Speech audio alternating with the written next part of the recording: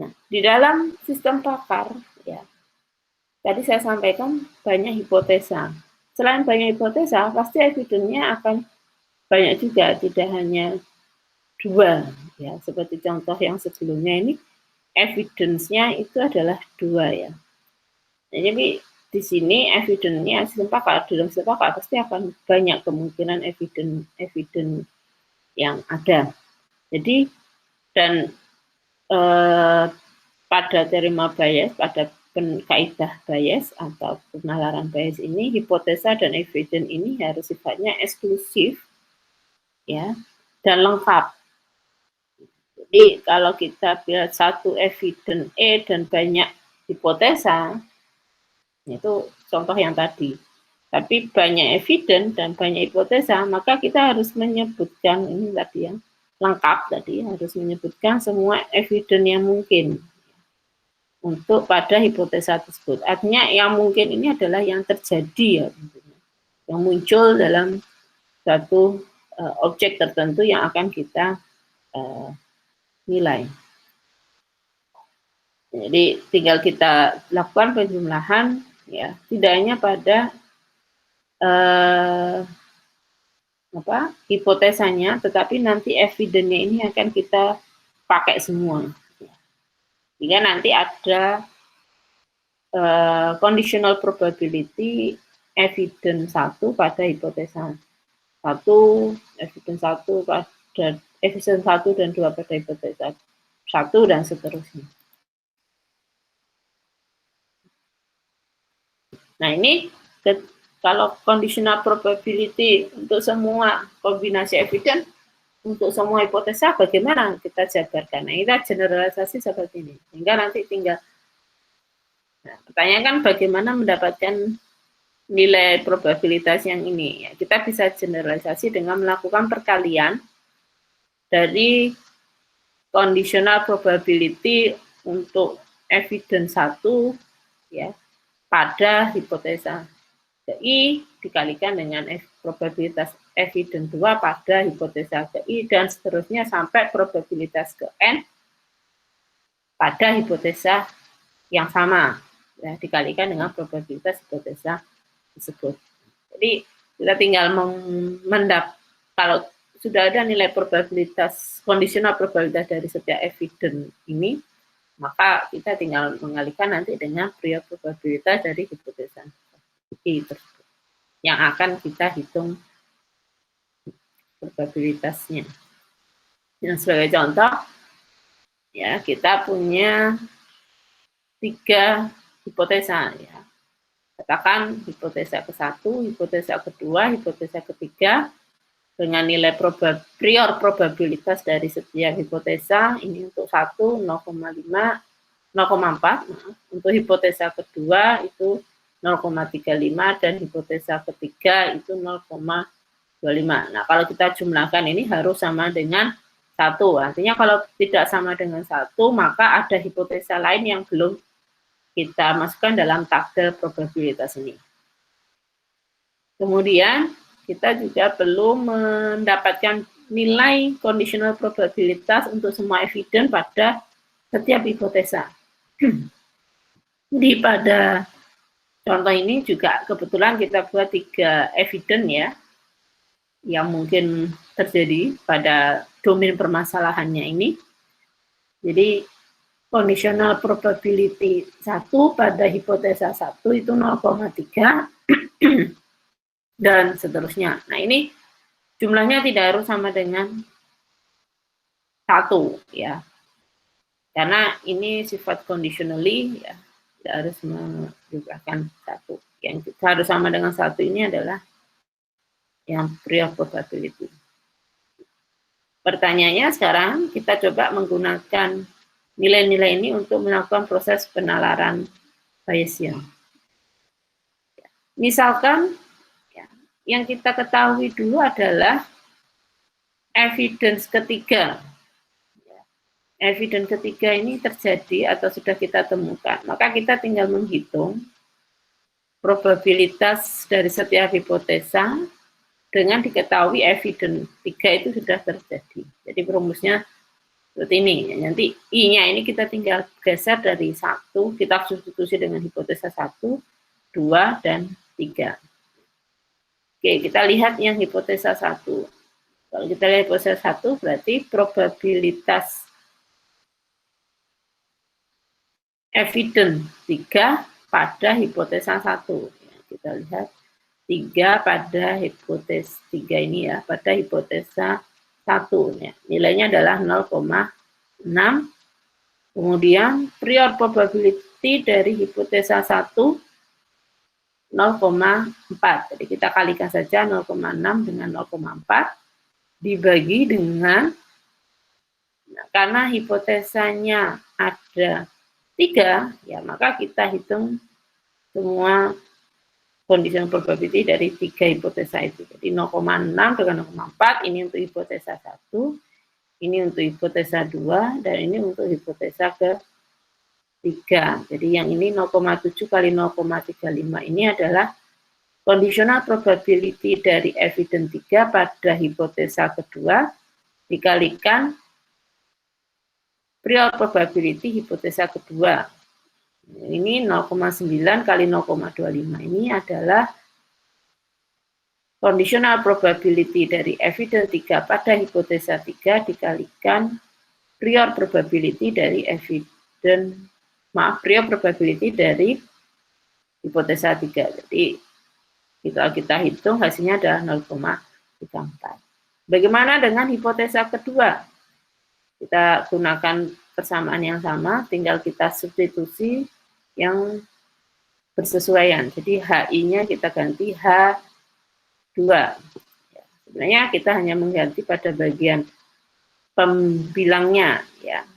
Pembilangnya ini adalah untuk yang hipotesa 2. Jadi 0,7 ini adalah conditional probability dari evidence ketiga pada hipotesa 2, sedangkan 0,35 ini adalah prior probability dari hipotesa kedua ya. Jadi yang penyebutnya sama, Hasilnya juga ternyata sama 0,34. Kemudian karena kita pakai 2 digit setelah koma ya. Jadi kalau kita pakai 3 mungkin akan nilainya akan berbeda. Kemudian bagaimana dengan hipotesa ketiga? Sama ya, tinggal yang pembilang kita ganti untuk hipotesa ketiga. Jadi 0,9 ini adalah conditional probability untuk evidence 3 pada hipotesa ketiga, dan 0,25 ini adalah prior probability dari hipotesa ketiga. Jadi ini hasilnya adalah 0,32. Nah, kalau kita lihat dari ketiga nilai posterior probability dari setiap hipotesa, itu yang paling tinggi adalah hipotesa 1 dan hipotesa 2. Nah, kita tidak melihat angka mana yang lebih tinggi, tapi justru kita perlu perhatikan mana yang lebih, bukan mana yang lebih tinggi, tapi kita lihat kenaikannya. Kalau kita gunakan untuk menilai mana yang diputuskan, kita akan melihat mana yang paling tinggi. Jadi kalau dilihat di sini, maka ketika evidence 3 itu terjadi, ya, maka yang kita rekomendasikan atau kita duga itu akan hipotesa 1 dan hipotesa 2, karena dua hipotesa ini mempunyai nilai yang sama-sama lebih tinggi daripada yang hipotesa 3. Tapi yang menarik adalah di nilai ini dibandingkan dengan prior probability. Untuk hipotesa 1 terjadi penurunan. Ya. Hipotesa 2 terjadi penurunan, tapi di hipotesa 3 terjadi kenaikan. Kita bisa melihat dari apa? Dari conditional probability-nya ini. Kita lihat nilai yang paling besar memang di hipotesa 3. Ya, ini artinya evidence 3 itu memang banyak terjadi di hipotesa 3. Sehingga memang hipotesa 3 itu bisa jadi mempunyai evidence yang utama itu adalah evidence 3, atau yang paling sering muncul itu adalah evidence 3, sehingga prior probability dari hipotesa 3 yaitu lebih kecil dari posterior probability dari hipotesa 3 ketika evidence E itu sudah terjadi atau bisa dibuktikan. Nah, sekarang kita lihat di evidence yang lain. Ya, setelah evidence ketiga, misalkan kita ketahui evidence 1 juga terjadi. Jadi sekarang kita menggunakan 2 evidence. Karena menggunakan 2 evidence, ya, maka persamaannya akan berubah di sini. Probability untuk evidence 1, ya, juga ada conditional probability untuk evidence 3. Jadi kita sudah lihat 3, sekarang kita kalikan dengan conditional probability evidence 1 pada hipotesa ke I. Jadi kita menambah evidence. Menambah evidence berarti kita tambahkan perkalian dari conditional probability-nya. Begitupun untuk penyebutnya. Kita lihat perhitungan detailnya. Kita lihat sekarang untuk hipotesa 1. Hipotesa 1 untuk pembilangnya ini berarti 0,3 itu diperoleh dari 0,3 ini diambil dari conditional probability evidence 1 ya pada hipotesa 1. 0,6 ini adalah conditional probability dari evidence 3 pada hipotesa 1, dan 0,4 ini adalah prior probability dari hipotesa 1. Untuk penyebut, kita lakukan penjumlahan untuk semua kemungkinan dari perkalian conditional probability evidence dan prior probability semua hipotesa. Jadi hasilnya adalah 0,19. Untuk hipotesa 2, nah kita ubah yang pembilangnya saja. 0,8 ini adalah conditional probability dari evidence 1 pada hipotesa kedua. 0,7 ini adalah conditional probability dari evidence 3 pada hipotesa kedua, dan 0,35 ini adalah prior probability dari hipotesa kedua. Penyebutnya sama. Nilainya adalah menjadi 0,52. Untuk hipotesa ketiga juga sama. Ini 0,5 ini adalah conditional probability dari evidence 1 pada hipotesa ketiga. 0,9 conditional probability dari evidence 3 pada hipotesa ketiga, dan 0,25 ini adalah prior probability dari hipotesa ketiga. Jadi kalau kita hitung nanti jumlahnya 0,29. Nah, kita lihat perbedaannya setelah kita tambahkan evidence atau kita temukan evidence baru, yaitu evidence 1. Terlihat bahwa yang paling tinggi sekarang adalah hipotesa kedua. Artinya setelah ditemukan evidence 3 dan 1, maka yang paling probable, yang paling muncul hipotesa yang bisa kita tegakkan itu adalah hipotesa kedua. Nah, kalau kita lihat lagi nilai posterior probability dari hipotesa 1 justru malah menurun dari yang sebelumnya. Itu 0,34 ketika hanya melihat evidence 3, tapi ketika menambah evidence 1 menjadi 0,19. Begitupun untuk yang hipotesa 3 juga terjadi penurunan, tidak menjadi majority, tapi terjadi penaikan ya. Ini terjadi penurunan 0,32 menjadi 0,29. Nah, ini bisa kita lihat dari mana? Dari conditional probability evidence 1 ya pada hipotesa tersebut ya. Untuk hipotesa 1 0,3. Ini artinya kan menurun ya dibandingkan dengan yang sebelumnya 0,6. Ya, artinya kalau kita kalikan ya tentunya ini akan menjadikan nilai yang lebih kecil. Sedangkan di hipotesa 2 kita lihat ini yang paling besar itu memang pada hipotesa kedua, sehingga memang ini menjadi probable ya, dan 0,5 juga lebih kecil dari 0,8.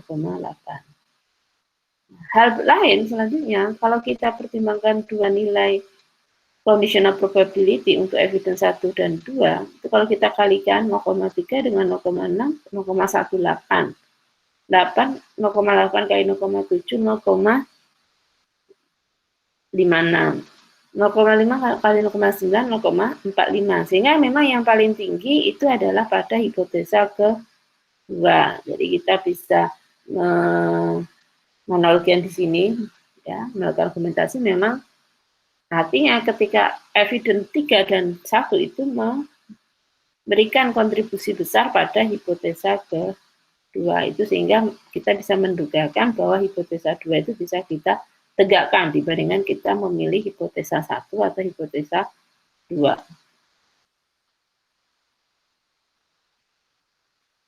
Nah, sekarang kalau kita pakai 3 hipotesa, ya, 1, 3 sudah, 1, kemudian 2. Kita lihat nanti hasilnya seperti apa. Ya. Oke, ketika ini maka nilai probabilitasnya, ya, itu akan dipengaruhi oleh conditional probability evidence 1, evidence 2, dan evidence 3. Jadi kita tambahkan pengalinya untuk pembilang dan di penyebut. Ya. Jadi kita menggunakan yang baris ke-4 ini. Ya.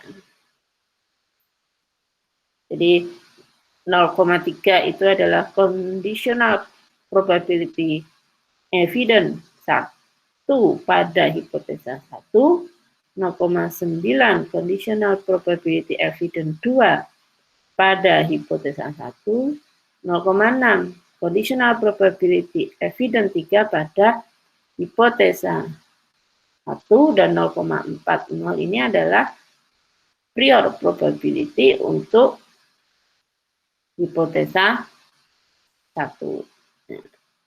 Ya, kita jumlahkan yang untuk penyebutnya dan hasilnya adalah 0,45. Ini yang bagian kedua dari penyebut ini adalah miliknya yang hipotesa 2, sedangkan yang ketiga ini adalah miliknya hipotesa 3. Jadi nanti hipotesa 2 ini kita ambil dari yang ini.